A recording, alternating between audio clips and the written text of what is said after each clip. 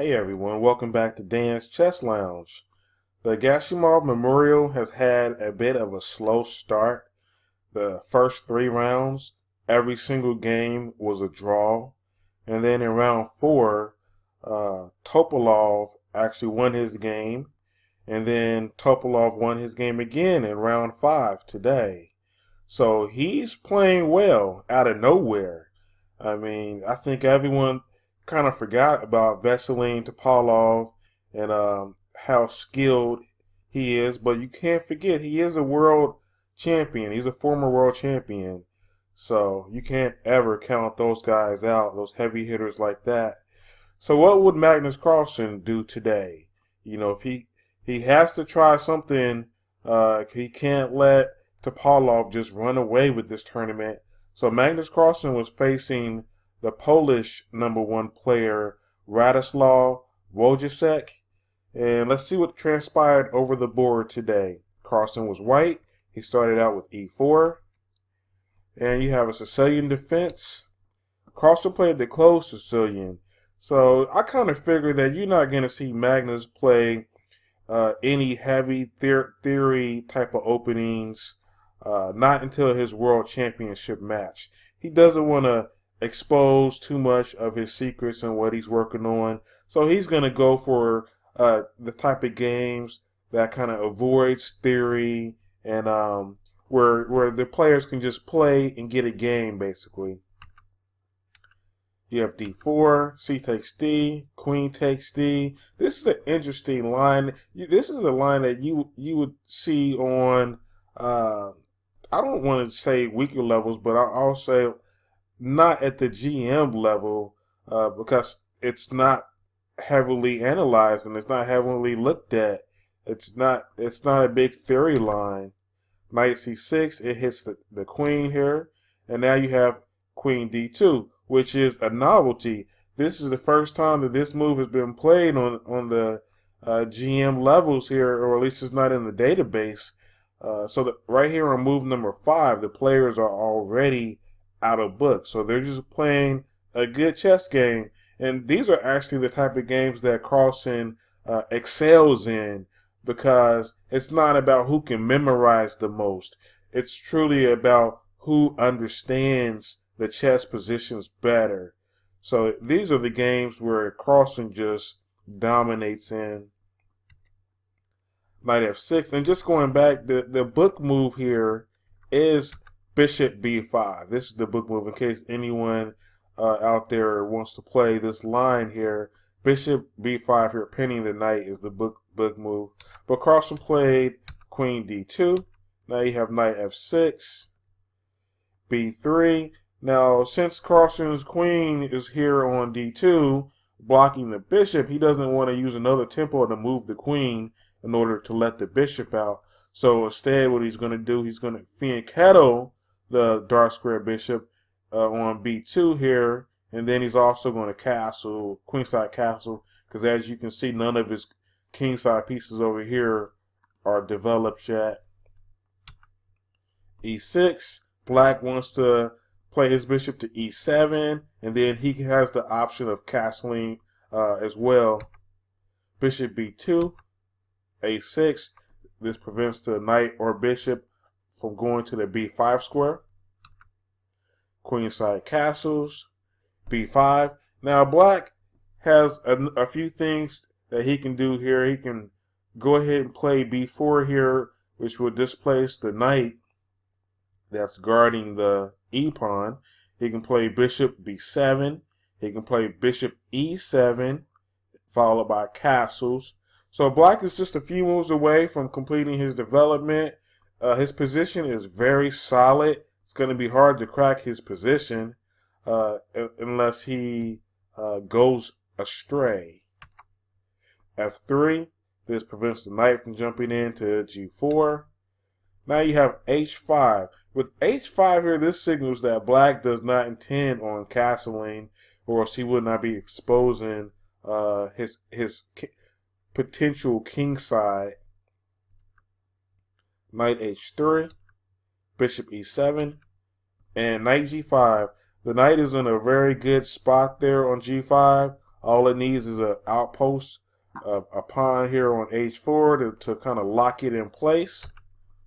And black stops that. He plays h4 himself. This prevents Carlsen from playing h4 and locking down that knight there.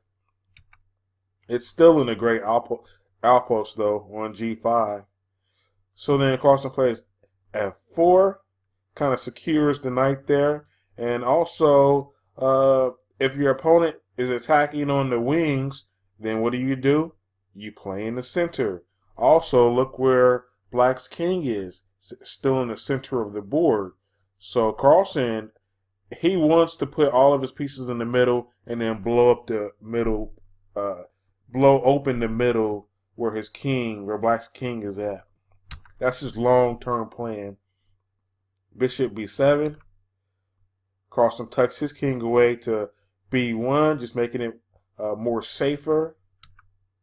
Rook c8. Bishop e2.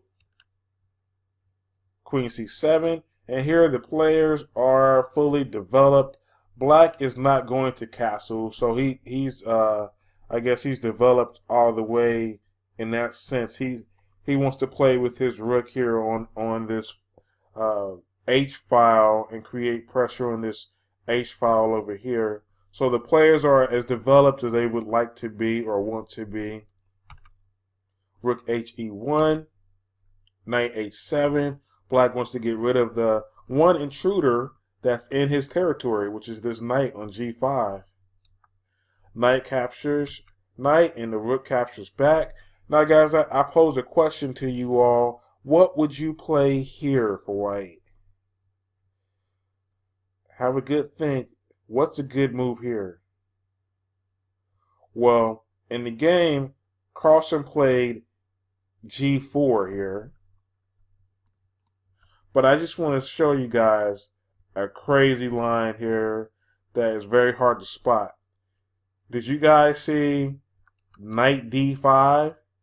If you saw knight d5 here, then you might want to rethink your career. You might want to be a professional chess player, because that was a very, very deep move to see. Okay, what happens after knight d5, you might ask?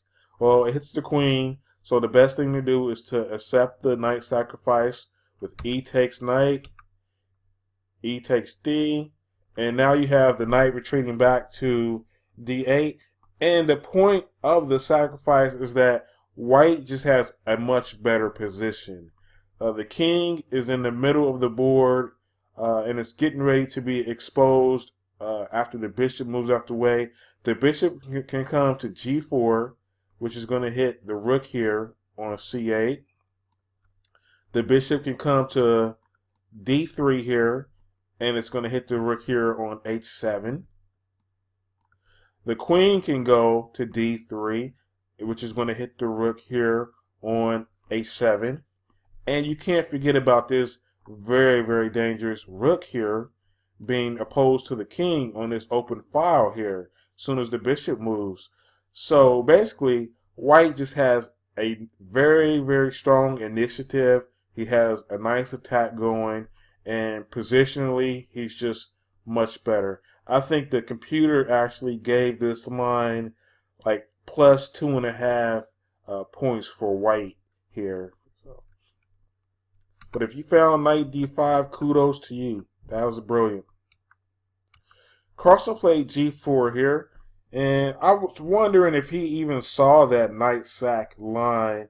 I didn't see the post-round press conference. If you guys did, let me know in the comment section if he talked about it or if anyone asked him about it, because I'm wondering if he even saw that. These professional chess players, especially Magnus, they're so brilliant that usually they do see every move almost. So I'm pretty sure that he saw it and just decided not to play it. So you have ace takes g, bishop f6, bishop d3 here. The underlying threat behind bishop d3 is to impose a discovered attack on the rook after he plays e5 here. And both players, they're still maneuvering their pieces, trying to get their pieces on the best squares. But just as a novice, as a layperson here, I would be worried about my king being in the middle of the board. That's just me personally. I'm no 2700 player like this guy is, but it seems very, very dangerous to leave your king right in the middle of the board, especially playing against Magnus Carlsen. But hey, what do I know? Rook h8, g4 here. Carlsen is pressing. He wants to blow up that center. You have knight d4. And Black's trying to implement his strategy as well. You can see that he has a lot of his pieces aimed at Carlsen's king side over here. He's got his bishop and knight, queen and rook all hitting over here. Rook e3. Now he finally tucks his king away to a safer square. King f8. It only took 21 moves. Knight e2. Knight takes knight, rook takes, and you have bishop c3 here. This is an interesting move. This move here tries to entice Magnus to trading his queen off, because Black would like to trade as many pieces as possible and just go into a nice quiet endgame where he would have easy drawing chances, basically. So, bishop takes. Whereas, let's go back one move here. Whereas he could have just played bishop captures bishop on b2, and then the queens would be automatically left on the board. Whereas now, after the bishop captures or the queen captures, now it allows White to maybe capture the queen here on c3. It may entice Magnus to do that, but of course Magnus says no, thank you very much. I'm going to keep my queen on the board. You have rook c5, e5, d takes e, f takes e, and now you have rook h1, which is a blunder. At this point, it looks like it's just trading rooks. Like I said, Black wants to just trade as many pieces as possible, go into a nice endgame, make a draw, call it a day against the world #1. So he wants to just trade pieces. Rook captures rook, bishop captures, and now he thinks everything's fine, right? Magnus plays rook h2, attacks the bishop, right? And the pawn here on e5 is only defended once. Black has 2 attackers on it. So he plays rook takes e5, thinking that he's hitting the queen. It's a tempo on the queen, right? He forgot about rook h8 check. King goes to e7. Now you have queen a7 check. Now the queen is no longer being hit by the rook. So what happens to the bishop on h1? The bishop falls. There's no way to protect it. Even if the bishop blocks the check with bishop b7, White just captures the bishop on the next move. Queen captures bishop. So Black resigned here. He gave up. There's no way to protect it. Good game by Magnus. Magnus didn't really have to do that much. Black kind of self-destructed, and he kind of threw the game away on its own. Magnus didn't really have to do anything but really just develop his pieces. And Black kind of he tried to force the trades too much instead of just playing naturally. Let whatever happens, happens. He tried to force things too much. So that was a good win by Magnus. So he's on the board as far as victories go. That was his first win in this tournament. Like I said in the beginning, Topalov also won today for the second consecutive day. So he's in the lead here with 3.5 points. Magnus is in second place with 3 points. So today was round 5. There's 4 more rounds to go. I don't know about you guys, but I'm really looking forward to round 8, where Carlsen is going to face off against Anish Giri.